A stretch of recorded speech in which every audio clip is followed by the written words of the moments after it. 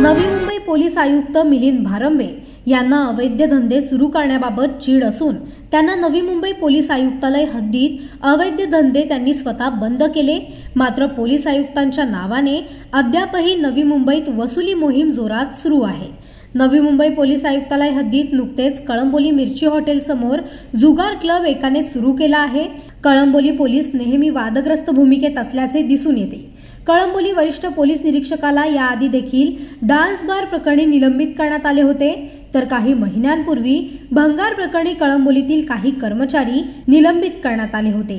त्यानंतर आता पुन्हा जुगार क्लब सुरू केल्याने नवी मुंबई पोलीस आयुक्त मिलिंद भारंबे यांच्या आदेशाला कळंबोली पोलीसकराची टोपी दाखवली जात आहे।